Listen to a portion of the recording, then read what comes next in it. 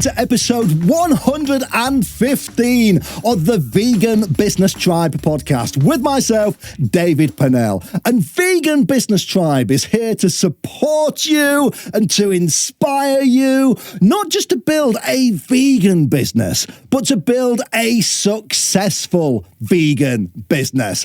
And thank you, as always, to our amazing sponsors who are Vegan Accountants, Mindful Wealth, Mad Promotions, and the Vegan Publisher. And you're going to hear more from them later in this episode. And when you do, don't skip their adverts, because all of our sponsors, they are ethical, vegan-owned businesses who we use ourselves at Vegan Business Tribe. And they also work with many of our Vegan Business Tribe members too. So they come with the highest possible recommendations. Now, I have got an amazing episode for you today, because today's topic, it was actually requested in our Vegan Business Tribe Slack group by one of our members, Alice Shopland of Angel Food, who are New Zealand's first and biggest vegan cheese company. And Angel Food, they have done just amazingly well these past few years, completely taking over the New Zealand vegan cheese market. And they're now crossing the ditch, as they like to say in New Zealand, with a nationwide launch in Australia too.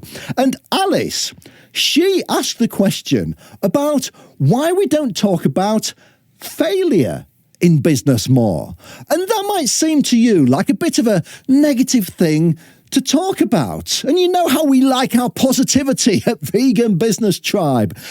But there is a lot that you can learn from failure. And not just other people's failures, but your own too. And when you're going through tough times in your business, which you will, it is easy to think that everybody else is doing far better than you are, because few people like to talk about how hard business can be. But often, something that seems like a failure right in that moment, that can become the pivotal point in your business. What seemed like failure might go on to become the catalyst that propels your business forwards. So I reached out to a few people who I knew hadn't had that straightforward journey to success to ask if they wanted to talk about this topic. And in a moment, I'm going to be joined by Joe Hill, who is the co-founder of the vegan pizza brand One Planet Pizza that you can buy in supermarkets across the UK. And One Planet Pizza, they were founded by father and son team, Mike and Joe Hill. And they actually found success really early on, winning their first major retail listings quite quickly. But then everything started to fall apart as they realised that they'd won those big contracts before they, or to be honest, the product was really ready for them. Now, at this point, many people would just give up and go home. But Joe, he's got a mantra, which is, if you're going to fall, then make sure that you fall forwards, not backwards. And that early taste of success, followed by crushing defeat, it was actually a pivotal moment in creating the company that One Planet Pizza are today. Okay, so I really want you to sit back and take this one in. And just a reminder that if you do want to support the work that we do in championing and building the vegan business scene, then you can go beyond this podcast and sign up with our membership community at veganbusinesstribe.com. And by doing this, not only are you supporting us, but you also get so much value in return with access to all the masterclasses and the courses in our Vegan Business Academy. You get to attend all our online events and networking. Plus, you get access to the most amazing community of vegan business owners that you could ever hope to find. And on top of all that, you also get a free 20-minute one-to-one meeting with myself on Zoom when you sign up, so that we can chat about your business or even just your idea for a business if you haven't launched one yet. So just head over to the website at veganbusinesstribe.com and click on that big join button on the homepage to find out more. Okay, so let's get going. And just a reminder that if you are listening to this, then you can also watch the video version on YouTube. And if you are already watching this on YouTube and you'd prefer to listen whilst you're going off and doing something else, and also you don't have to look at my face, which is a huge bonus too, then you can go find the audio only version, and that's on Spotify, Apple, or wherever you get your pods. Today I am joined by Mr. Joe Hill, who is the co-founder of One Planet Pizza. And Joe, we've covered One Planet's journey over the past few years at Vegan Business Tribe, but up until now, we've always spoken to your co-founder and, I've got to say, dad, Mike Hill. So just for anybody who hasn't been following One Planet Pizza's journey as closely as we obviously have, just give me 2 minutes of where the company has come from and where you are now.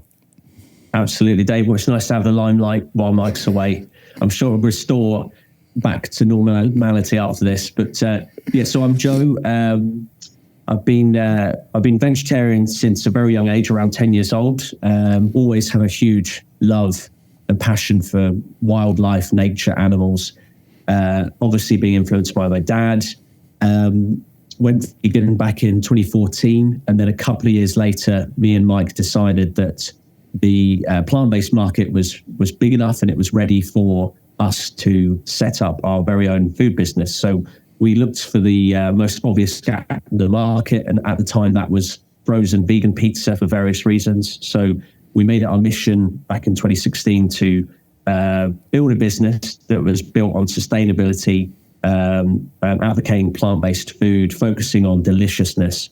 And I just wanted to add that you also, one of our speakers at Vegan Business Tribe Live that we held over 2 days at the London Olympia. And I've not actually had a chance to catch up with you since that event to see how it went for you, because you were on a panel talking about scaling up and getting into retailers. And you were with Andy Shovel from Thisco, who is the fastest growing food company in the UK right now, and Chris Kong, who is the CEO of Better Nature Tempeh. And Chris, he's just a walking MBA of business theory and knowledge.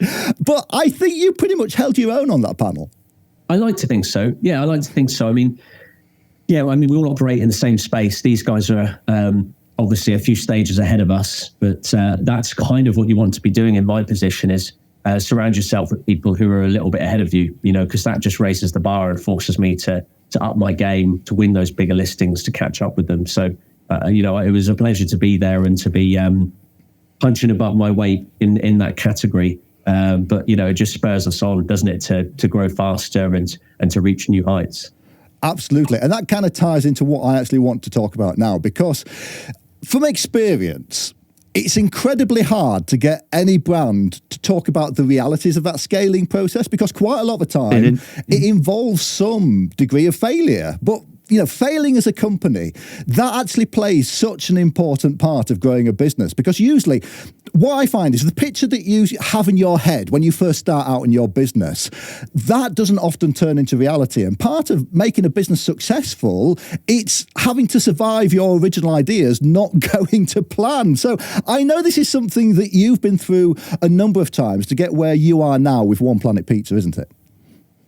Yeah, absolutely. I mean, we didn't have a background, in building. Mike's had a business in a very different sector. He's had a go at restaurants. He sold a vegetarian restaurant a few years before One Planet Pizza.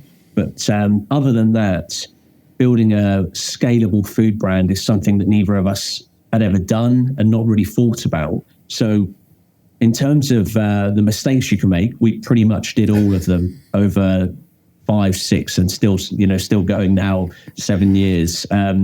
And it's something that I think you can use as a bit of a superpower, being honest, open, candid across your platforms within your community, and actually use it to build up your own platform, to build up your network, and to add some genuine value BU community, and to use that as a building block to keep pushing forwards, essentially. Yeah, so let's just look at a couple of those as well. So Sure. not to drag you through it to relive them perhaps, but let's just jump back to 2018. And I think at that time you just won your first major listing with Ocado, which should have been the perfect retailer matchup for you. So at that point, when you won that listing, did you feel like One Planet Pizza had just made it at that point? Yeah, I mean, so this was just pre-COVID. The plant-based sector was still, experiencing and enjoying rapid growth. Investors were still pouring money into the sector. It was a great time to be building a plant-based food brand. And we had been growing nicely, raising some decent money, building the team up. Everything was going right at that point. And we'd moved into a larger factory, had a nice couple of wholesalers growing in the background. And through those wholesalers and independents, we'd managed to win our first smaller listing with Ocado. And that sounds like the natural stepping stone to the big retailers, and there's no going back.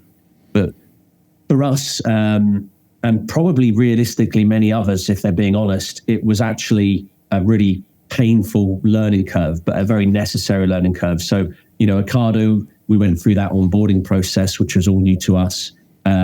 We thought we had a great product for the price it was, but we underestimated how different the mainstream shoppers were on Ocado compared to all of the other shoppers we'd had in previous distribution channels. So, I guess the most obvious mistake, we priced ourselves too high. So we just weren't getting the rate of sale that we thought we would in Ocado. And it was then very hard to go back and change that. We had problems with supply because we were still making the pizzas by hand from scratch at a very small scale. We were spending a lot of money on transport, frozen transport and distribution and storage because we didn't have economies of scale. And it was just becoming very painful because we weren't getting the traction we expected. Now, talking to you at the moment, you can say that is a learning curve, and that is something that was actually really crucial for you to go to be able to get to where you are now. But at that moment, you must have thought that everything was starting to fall apart. How real was the desire at that point when you got delisted through Ocado back in 2018? How real was that desire just to kind of give up and say, well, maybe this hasn't worked out. Maybe we should go be doing something else instead? Yeah, I mean, of course, Dave, those thoughts come into your head at that point because it was one of, it was almost the start of the end goal for us. It was always for us to get into the major retailers. So independents locally, then regionally, then nationally, wholesalers, then smaller retailers. It's that classic method to grow a sort of food business. So when we got to the smaller retailers and we hit this massive brick wall and got the delisting, which then makes it incredibly hard to ever get back into that retailer. Obviously, me and Mike had doubts that this was a scalable business, and it was that sort of transition from a side project, a hobby, to a genuine investable, scalable business. So it was a pretty painful truth, and I think at that point it was when me and Mike decided, okay, this is something we want to take seriously. This is something that we 100% believe in. And I guess at that point, I found it quite important. I'm reading a bit about this at the moment, but I found it quite important almost not to have a plan B, which I thought was quite interesting at the time. It was, okay, we could have a plan B, which would be to, for me to look at a different career or to get into a larger vegan food business and take my learnings elsewhere, get a more steady, reliable income, take the pressure off this small startup that we were working on then. But what we decided was actually, no, we want to be 100% committed. We want to take this as far as we can. And we do believe passionately that there is a real business here. So never had a plan B at that stage. And we just, if anything, it then gave us the fuel to go back at them and try a different method and to start, taking everything back and start looking at the price, the proposition, the customers, do that hard work that we needed to do originally. I just wanted to break off for a second to ask, are you just following this podcast without being a member of Vegan Business Tribe? Because if you are, then let me tell you, you are missing out on about 80% of everything that goes on at Vegan Business Tribe, including incredible resources and a vibrant community of like-minded vegan business owners from around the world. Because as a member of Vegan Business Tribe, you'll gain access to hundreds of hours of online courses and guides and masterclasses in our Vegan Business Academy to help you grow your vegan business. You'll also get to attend our regular online networking meetups where you can promote your business and just forge those connections with fellow vegan business owners just like you. Plus, if you need more direct advice and assistance, you can join us on a live business clinic, or you can post a question in our community hub where all our other members, plus our vegan business experts, are waiting to help you out. And the best part, it's just £18.99 a month. And at the same time, you'll also be supporting the work that we do to champion the vegan business scene around the world. And just to add that we've now also recently introduced one-to-one business coaching and mentoring with myself or one of our vegan business experts. And that's available to a select number of our members. So if you're really looking to take your vegan business to the next level, then we've got you. Don't just lurk on the sidelines. There is a whole community of vegan businesses who want to get to know you and support you. Just head to veganbusinesstribe.com. Click on that big join button on the homepage, and I cannot wait to connect with you and discuss your vegan business or your next big idea. And as you said, you'd never done this before. You know, this wasn't a type of business that you'd actually built. And I think that actually turned into the catalyst. Correct me if I'm wrong here, but for you actually completely redeveloping the product and you know, bringing that pricing down, making it more cost effective. Do you think that that's a process you would have gone through if you hadn't have gone through your experience with Ocado? No, I think you see a lot about how, you know, you learn the most from the biggest mistakes, and it's so true. So I think if we hadn't gone through that painful process of a delisting and a poor performance, we never would have done this sort of hard, honest reflection. So, you know, sitting down and having those difficult conversations, you know, saying, okay, how much potential is there to grow? What does the price realistically need to be to reach mainstream consumers? Is the product actually good enough? Because we would be incredibly biased, obviously. And if it isn't, then, you know, what do we really need to change? How far back do we need to go? And it, you know, a lot of the time it does go back to quality, price, and then for us it was the brand, and it was those key messages on the packaging through our socials. So we had to really strip everything right back to the, right back to the very basics. So we had to start looking at a major brand overhaul, looking at the actual flavors themselves, looking at the price, remodeling the pizzas. So we needed to somehow make them tastier and more affordable whilst going for a rebrand. So it doesn't get much harder than that, but Ocado delisting forced our hands. So, we saw it as looking back, we saw it as one of the best things that happened to us at that time. Because if we hadn't have been forced to do that, then we wouldn't have ended up with a much stronger brand that was better positioned to attract the mainstream consumers, which then later landed that major listing. And I think that's really good advice for people to hear if they're going through something like this now, that whole idea that this might actually turn out to be, one of the best things that ever happened to your business. Because I know about the same time, I think it was as well, that you also took on some private investment at that time. And I'm not sure how much you were able to talk about that, but I know that didn't turn out to be very good a match either. And I think it took you about 2 years to resolve that situation too.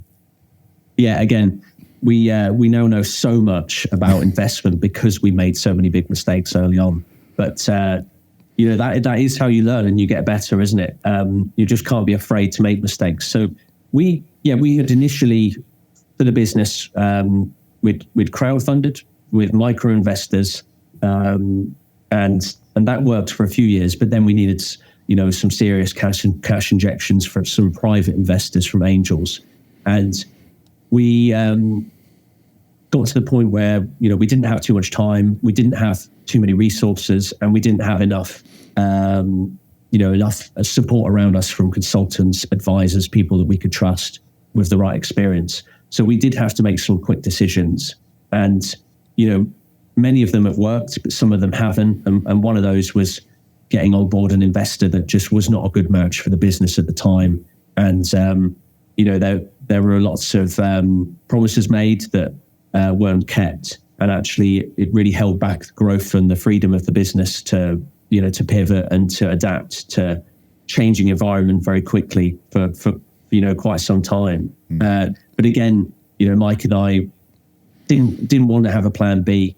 We always knew there'd be a way out. We just couldn't see it at the time. But we focused on what we could change and what we could do, and stayed positive, stayed optimistic, and then eventually, we found a brilliant, ethical, plant-based investment fund who were looking to build their portfolio at the time, and it finally it all fell in place, and we managed to move the investors around to actually now where we've got a fantastic group of investors who are really supportive and are constantly involved in the business decisions.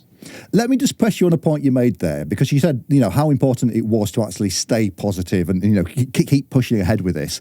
But how do you actually do that when you're in the middle of it all and it just feels like the business is pretty much falling down around your ears? How do you stay positive? How do you, physically keep going? It's quite a hard one to answer, isn't it? Because sometimes it's mostly subconscious, and it's just it's the way you're wired. And I think a lot of my attitudes I've picked up from Mike, especially the last 6-7 years working closely together. I've talked about it recently on LinkedIn, but one big thing I've learned from Mike in the last few years is just that he's got this sort of unbreakable positive attitude to life, and it's almost sort of Buddhist-like kind of attitude towards living, and he has instilled that in me. And I guess trying to make sense of it, I think as long as you're every day, putting in 100%, and you're confident that you're doing the best every single day, and you're moving the dial a little bit in the right direction, then he believes it will all fall into place, and he's kind of passed that on to me. So I honestly don't spend a lot of time thinking about the past, and I don't spend a lot of time thinking about the future, and probably spend, over 95% of my waking time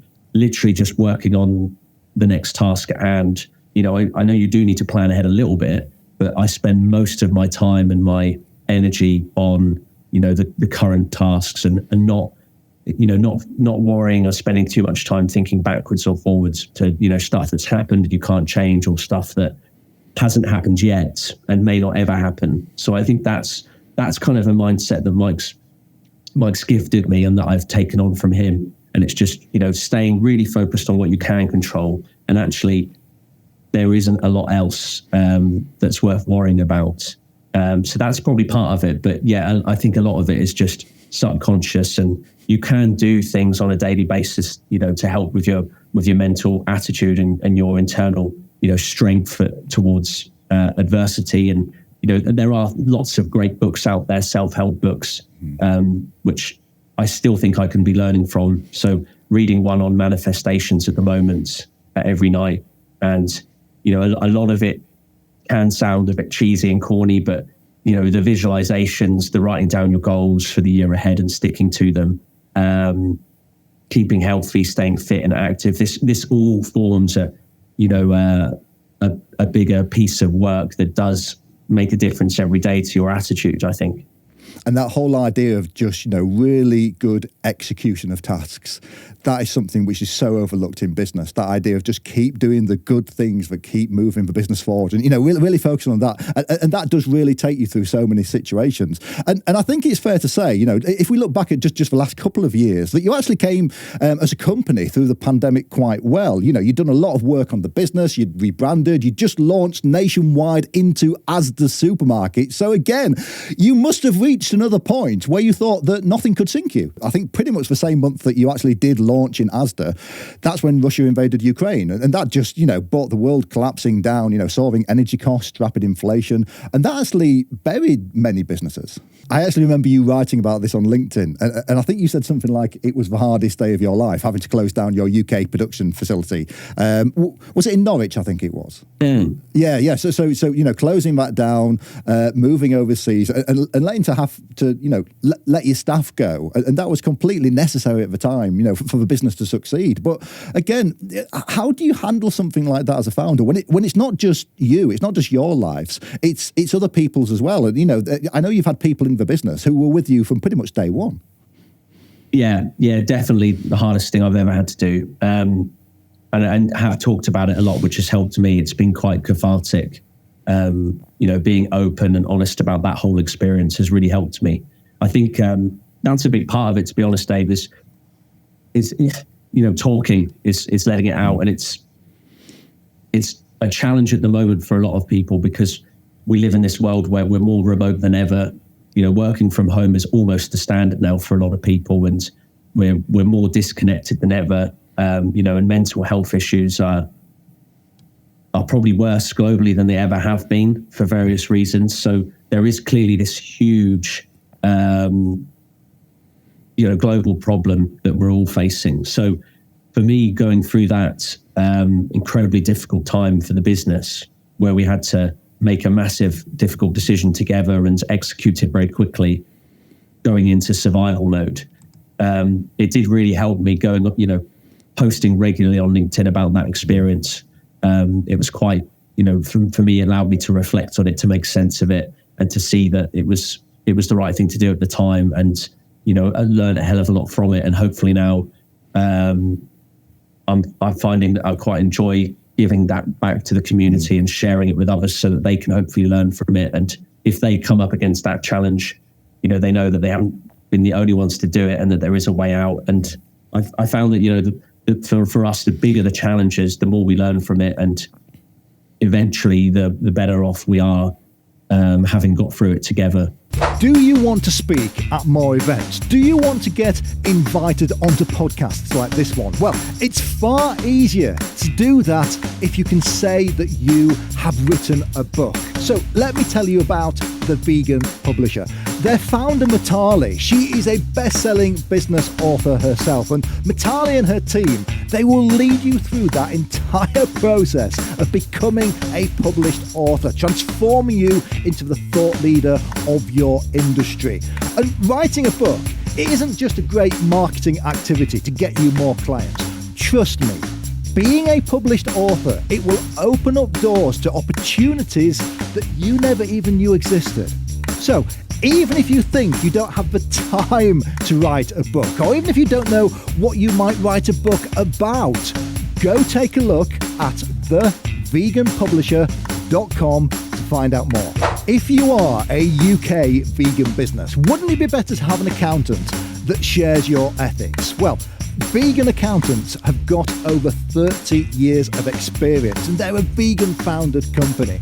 And just to add, they're also our accountants at Vegan Business Tribe, because they just get us. They understand why we do what we do, and they make sure that we're doing it in the most tax efficient way possible.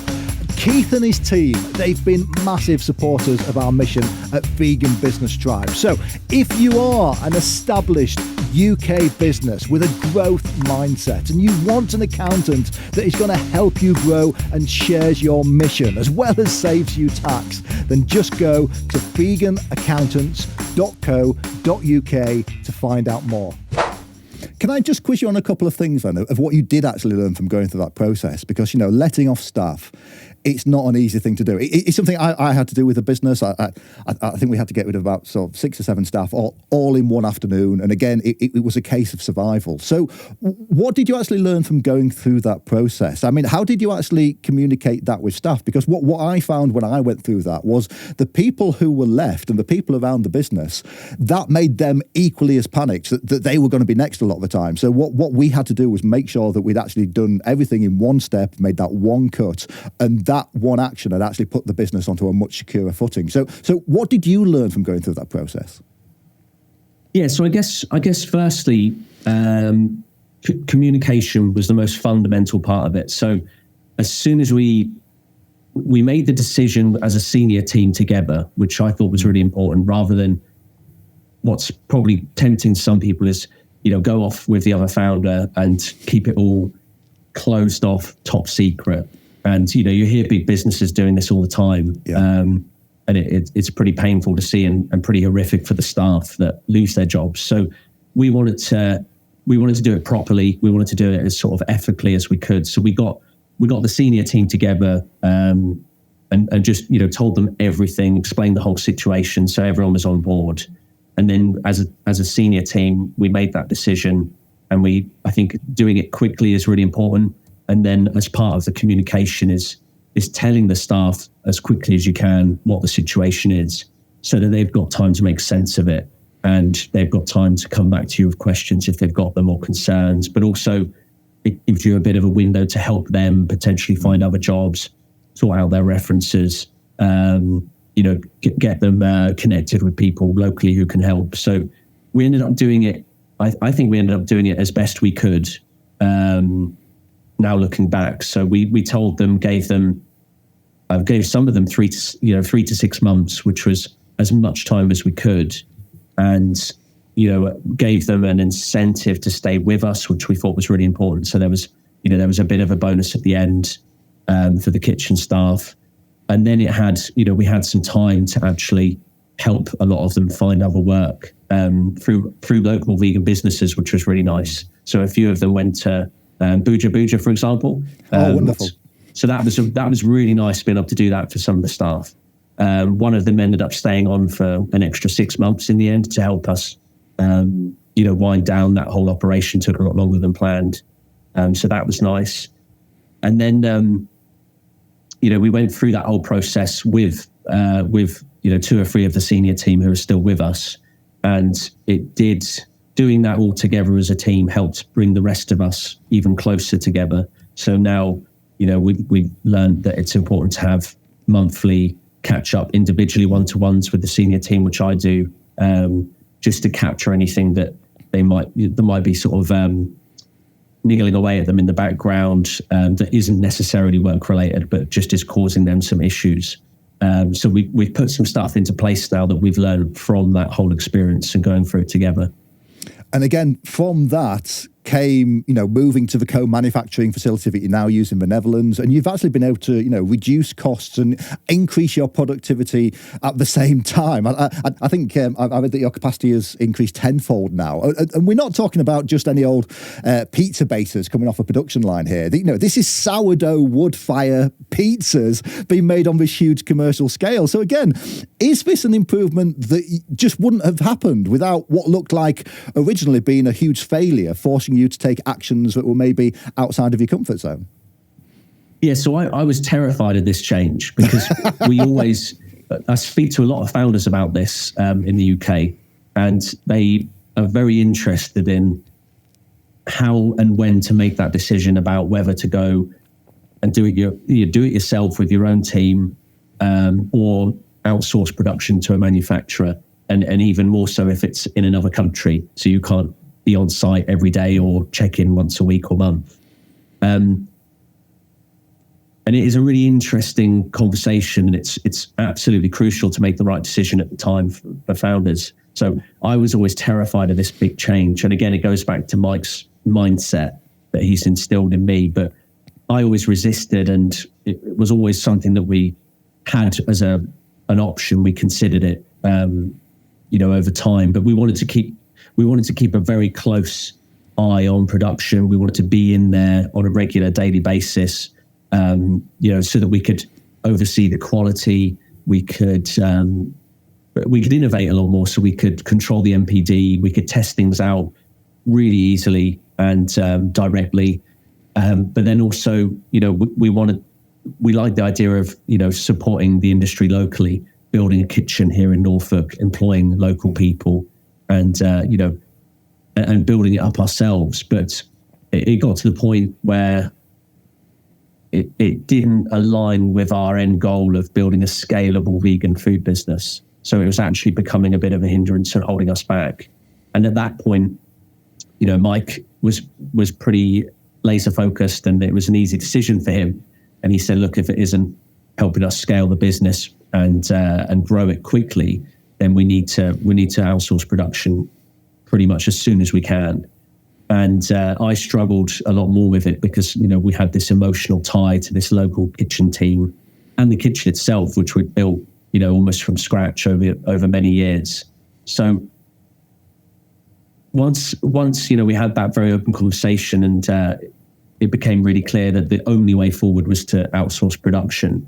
And I was on board. Then we executed it, and actually very quickly I realised, not only was it the right decision, but it was probably the best thing we've ever done for the business.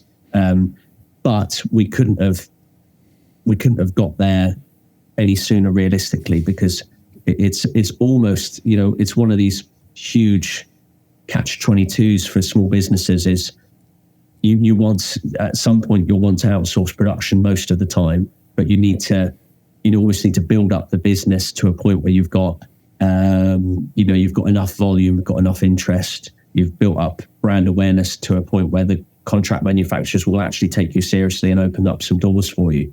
And to get to that stage with your own factory is really tricky. But then to move it over to a contract manufacturer and keep everyone, keep supply going, keep everyone happy at the same time is such a huge challenge in a short period of time. Sometimes I don't think there's a huge difference between taking a leap and actually being pushed, though, is there? No, it didn't feel like it back then. It was really important for me to have 100% faith in Mike and his decision making. So he was the one who first proposed that, and yeah, I guess that's when it's really important to have total faith in the other founder. If you are co-founders, to be able to trust him with that and say, yeah, if you think that's the right decision for the business, then let's go for it and not look backwards, but just focus on executing it as quickly and effectively as possible. So here's the big question then. Why do you think, with failure being such a big learning tool, and it's often a process that is also a real milestone in the development of many companies, so why do you think that we still don't like to talk about it as business owners?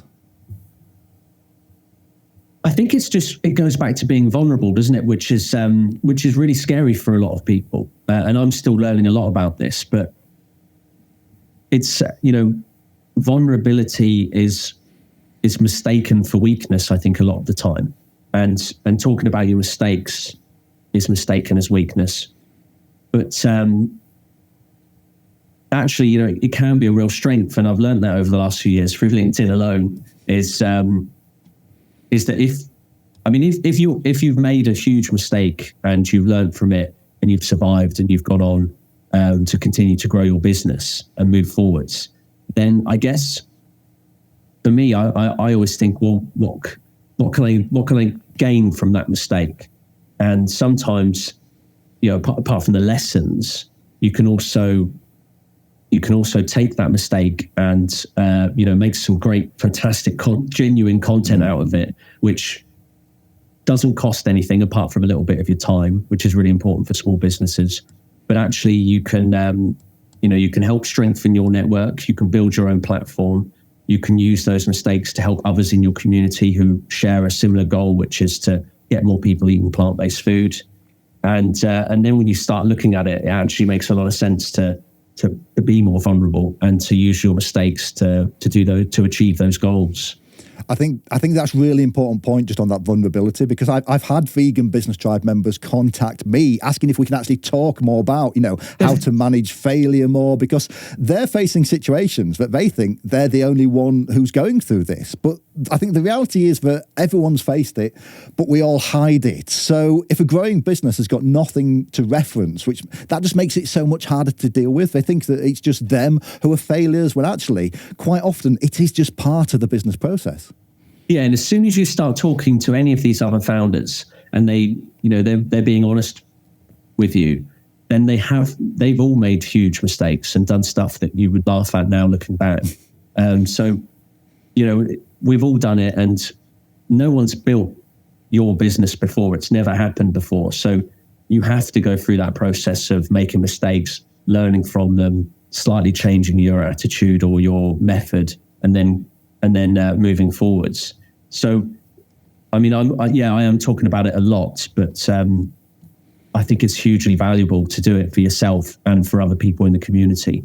And we're all going through it. It's just a lot of people are afraid to talk about it. So I would always encourage people, and when I'm giving advice to other founders about LinkedIn and trying to build up their platform, one of my first bits of advice is to talk about you, what you've what mistakes or challenges you've had to overcome in the past, and then what you've learned from them, and how it's improved things. Well, just to pick up on that one point, I mean, there is such a pressure as a founder to pretend that, it doesn't take a toll on us, that we're not human sometimes. So do you ever feel that pressure yourself, just to project that image, of being a little bit of a Superman in business? Or are you worried that it will harm your brand if you just show that little chink in your armor sometimes? I definitely did initially, for the first couple of years. But when I started, as soon as I started posting about challenges, things I've struggled with, mental health. So, for example, when I started posting about burning out for the first time, which I've done, 3 or 4 times over a couple of years now, it was one of the most successful LinkedIn posts I've ever done. It reached. I think the first one reached over 25,000 people, which is the same capacity as our local football club stadium, which blew my mind when I realized that. And I spoke to my girlfriend, Hannah, and said, can't believe how many people have seen this post about burning out. And that was the most vulnerable I've ever been online, talking about mental health and the pressure on founders, and hope in the hope of helping others avoid it. So from then on, I realized actually it's one of the best things you can talk about is your own struggles and how you overcome them. And so now I post about it a lot more, and it actually is the best performing content a lot of the time, which ultimately helps me reach my end goal of building up that community, that network, to ultimately help, sell more pizzas realistically, which helps people eat more plant-based foods. So again, it goes back, you can use it as a bit of a superpower. Did you know that in the UK alone, there is currently around £3 trillion invested in pensions? And much of that money, it's helping to fund harmful industries like tobacco, fossil fuels, gambling, and animal agriculture. So if instead you want to put your money where your heart is, then Jay Street is the founder of Mindful Wealth, our UK-based independent and vegan financial advisor here at Vegan Business Tribe. And because they are truly independent, they're not restricted to any specific investment range, so they can find the best option that works for you both financially and ethically. Although do note that the value of your investments, it can go down as well as up. But you don't need to have a lot of money invested to make a difference.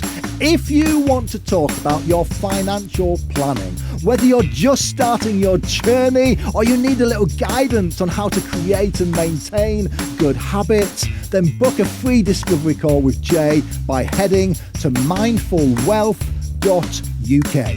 If you are looking to get your business in the news or on the radio or interviewed on TV, then no one's going to get your company noticed like Karen Ridgers and her team at Mad Promotions. And Karen, she's been at the forefront of the vegan media scene for the last 20 years. And Mad Promotions, they're also our media partners at Vegan Business Tribe. So if you've read about us in plant-based news or in Vegconomist, then that's probably because Karen got that story there. So if you are an ethical company or entrepreneur that wants more media coverage, and if you're a company that is looking to make a difference, then that's literally what Mad Promotions stands for.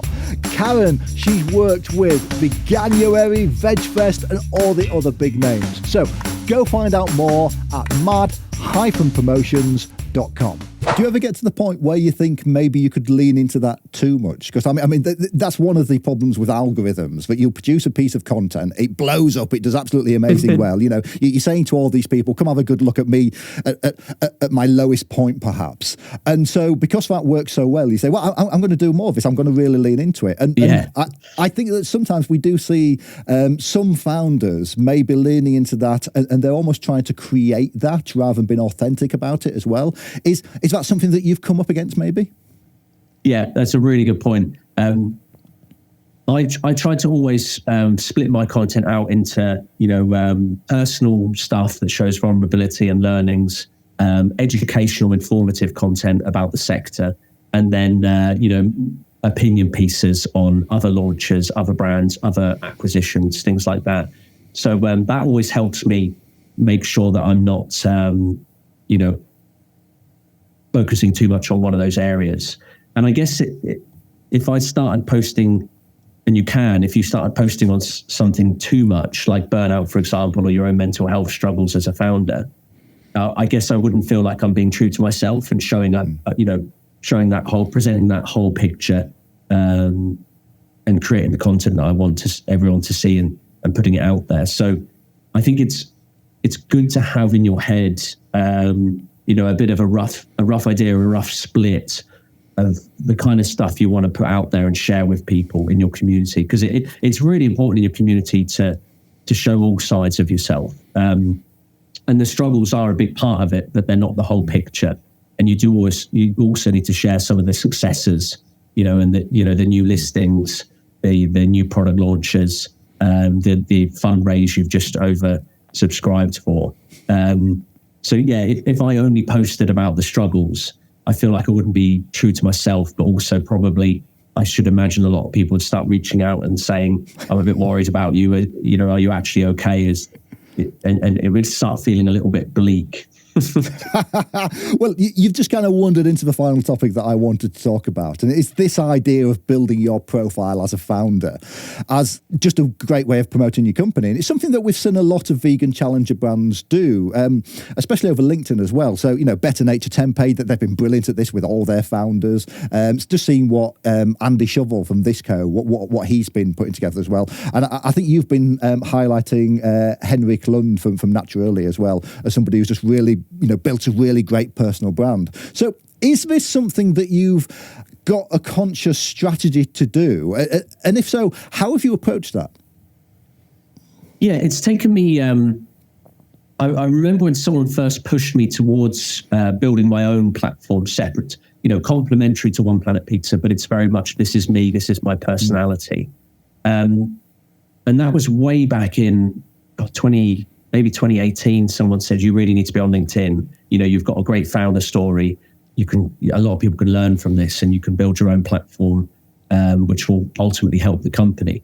But I never took it that serious. Most people who come to me for advice on LinkedIn say they've got a profile, but they just don't post regularly, or they don't take it that seriously, and they don't want to start sharing too much.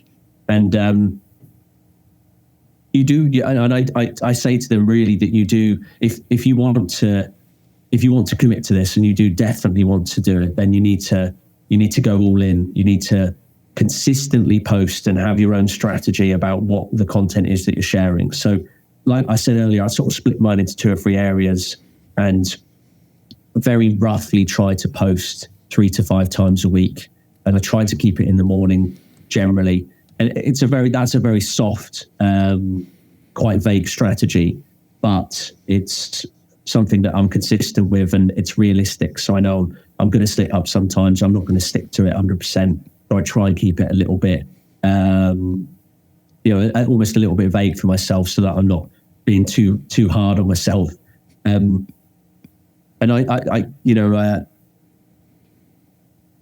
I have got so much out of it. So I do believe that the more you put into LinkedIn, the more you get out.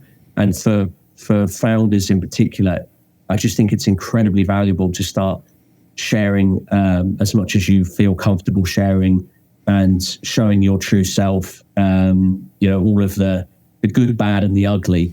It all forms that bigger picture. And I think it is a bit of a super weapon that we can use against the big brands. So, for us, our competition is, the traditional meat and dairy pizza brands, Goodfellas, Dr. Oetker, Chicago Town, ZZ's. So these are our main competitors within our subsector of frozen vegan. And when you think about, okay, what our USPs are, actually quite a lot of them, realistically, when you're being hard on yourself, a lot of them can be copied. And these brands can almost always beat you on price. They can beat you on distribution. They can spend a hell of a lot more than you can on marketing, activation, promotions in store. So then you need to think about what you can do that they can't copy. And one of those things, one of your strengths is yourself. Ultimately, is who you are, is your journey, and is the fact that you're a mission-driven, founder-led challenger brand, a disruptor, founder of a small but growing food business.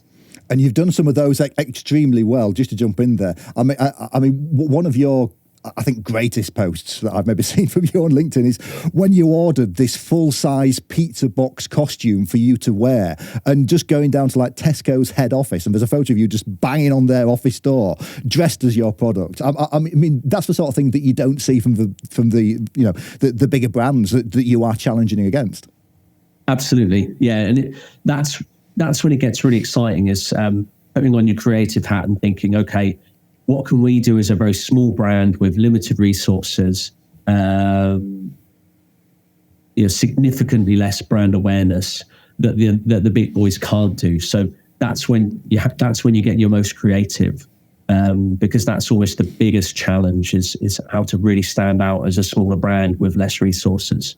But when you start creating, that's when you start creating magic in that space. And you can do stuff that even if the bigger companies that you're up against might do it, I don't think it would look as authentic or real, and it wouldn't resonate with your audience and your followers and people within your network. And for me, it's just a lot of it's not taking yourself too seriously, because I think people are just so bored now of serious brands, serious companies, and it's a pretty tough world out there at the moment. So I think it's more important than ever just to try and inject a little bit of life, a little bit of authenticity, and just have fun as a smaller brand, as a challenger, because that's really what a challenger and a disruptor is all about. Is just breathing a bit of life or fresh air into a very old, stagnant category a lot of the time. So within frozen pizza, for us, it's just an incredibly traditional category. It hasn't changed much over the years. It's dominated by 2 or 3 huge global brands and conglomerates. And for us to come in as a very, very small player, we can be incredibly unique. We can be very loud, and we can talk about things that they're probably very scared of talking about. We haven't got the same red tape, rules and regulations in place, so we can have a lot more fun in that space, and we can push boundaries. We can tease things that they probably wouldn't go near. We can go and knock on Tesco's door in a silly pizza costume to get attention that they probably wouldn't be able to do because they couldn't get it authorized by their boss somewhere in a big office. So I think that's for small brands. That's where you can really have fun, and you really should be pushing boundaries. And remember that you are a disruptor or a challenger, and that's where you can start really building and harnessing your own profile. I think just to expand on that point as well, it is now perfectly acceptable to build your business in public, and it can actually make your customers feel like they've been part of your journey as well.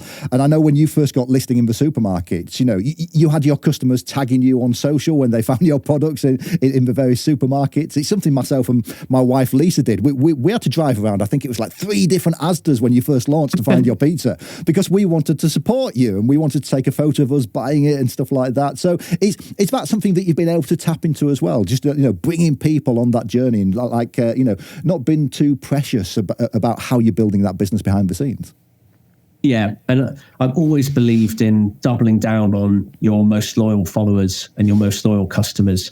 So that there's a lot of theories around having 1,000 diehard customers to build a scalable business on, and focusing on those guys, putting over 50% of all of your attention onto those small but loyal followers. And I've always really believed in that.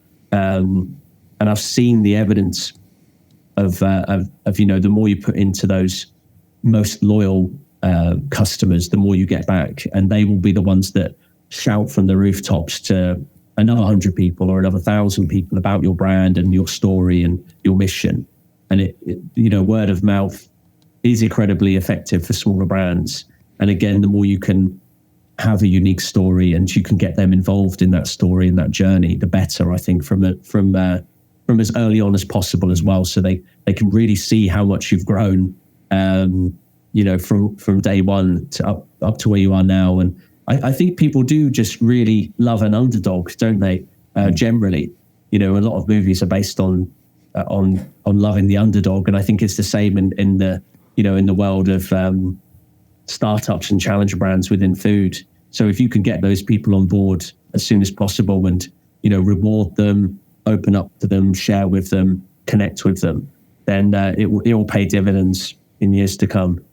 And it's not just your customers, though, that get to see all this. For you, it's the buyers, but I guess it's also potential suppliers, maybe even potential partners who are going to come in and invest in the business. They all want to feel part of the story as well. Yeah, it's infectious. So the more fun you have growing a business, the more other people will feel like they're enjoying it as well. And it's just about spreading that positivity. So there is that vulnerable sharing openness side. But then I think really most of what we do is very lighthearted. It's quite fun. It's very silly.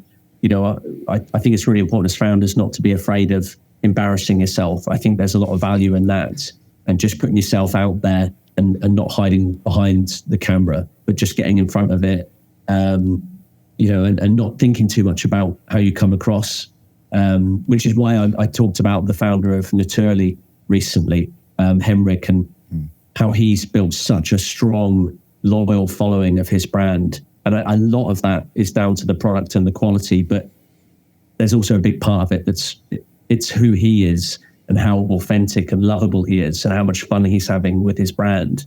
And it's infectious because you see him, and you will have seen him, Dave, at events, and he's always having the best time, and he's always the loudest guy in the room. And I just find that so infectious. And you just, it makes you want to hang out with him as a founder and learn from him and find out how, what's his secret to being so positive and optimistic all the time. But then also it does make you think this brand must be bloody good. It must taste brilliant. I've got to get some of this butter or ice cream. Absolutely amazing. So, Joe, this has been an absolutely brilliant session. And I want to close with just one last piece of advice from you. So if you're talking to a vegan business founder, so not necessarily a food founder, but just someone who's trying to build an ethical vegan brand, where should they be investing their time and energy? What's your biggest piece of advice for them?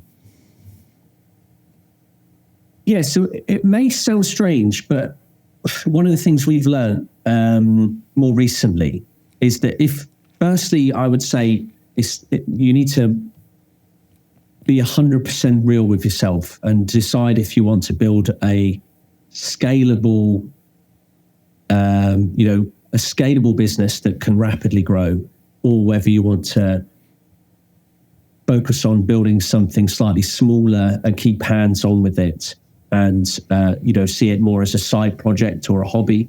So there's a really big distinction between the two there, and I guess you need to be real with yourself about which one you want.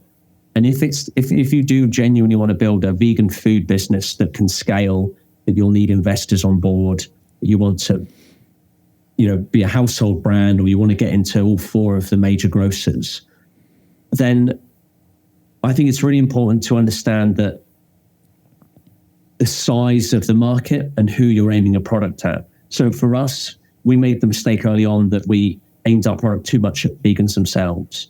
And for a year or two, we were ignoring the mass majority of our customer base, which were actually the flexitarians. They weren't necessarily vegan or veggie, but they were these, this growing majority of the market, which now makes up about a third of the population roughly, who are just actively reducing their meat and dairy intake.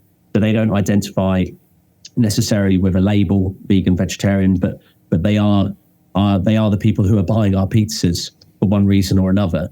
And so I'd say probably my main piece of advice would be, as quickly as you can, it's absolutely crucial to understand who's going to be buying your product and where they're going to be buying it from, and then be laser focused about getting your product into those stores, or whether it's your website, or whether you need to focus on international sales, where you want your product to end up and who's going to be buying them. So most of the time you'll probably find for vegan food, most of your sales realistically won't come in the end from vegans or veggies, but they'll come from the flexitarians. And then you just need to double down on almost every part of the product that they can see, and behind the scenes and socials that focuses on the majority of consumers, because ultimately it's going to come down to sales in those bigger stores, and you need to make sure that your positioning is absolutely perfect for those consumers. Well, that is absolutely brilliant, Joe. So we have been talking with Joe Hill, co-founder of One Planet Pizza. And Joe, where can people get their hands on your pizza? Where did they go to find out a bit more about the company too? Yeah, so, it would be pretty embarrassing after all that if I said I wasn't on LinkedIn or Instagram. So you can find us over on those platforms. We've just updated our website, so all the information you need is now on there. And we are listed nationwide with Asda, so you can find us in your local Asda freezers in the plant-based section. And hopefully next year, you will see an announcement about another big retailer very soon. And don't forget the independents. So we've got about 400 independents and smaller retailers across the UK, all of which you can find on our website stockist map. You don't fancy giving us a tiny exclusive of who you're going to launch into next? Oh, well, all I will say is it's one of the big four, and we're already in Asda, so that should narrow it down a fair bit. Oh, absolutely brilliant. And there's one final point there. Are you happy for people to reach out to you and maybe connect with you on LinkedIn, or if they've got any advice that they want to ask from you? I would love it, Dave. Yeah, that's what I'm all about. So yeah, please get in touch through LinkedIn. I'm always happy to help wherever I can, if you think you can learn something from me and Mike's many mistakes and challenges. Well, thank you so much, Joe, and I'm sure we'll be speaking again soon. Thanks, Dave. I loved that session. One Planet Pizza, they really are the epitome of what a vegan business is. And do go follow Joe Hill on LinkedIn especially, as he puts out just some really useful and interesting content too.